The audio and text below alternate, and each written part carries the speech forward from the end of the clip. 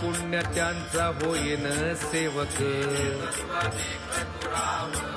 ऐसे वर्म मज दावी नारायणा बहु अवघड आहे संत भेटी तुका म्हणे मग नये वृत्तीवरी ऐसे वर्म मज दावी नारायणा अवघेची त्रैलोक्य आनंदाचे आता माय जगन्नाथ बाप जगन्नाथ एका जनार्दनी एक फणे उभा माय जगन्नाथ बाप जगन्नाथ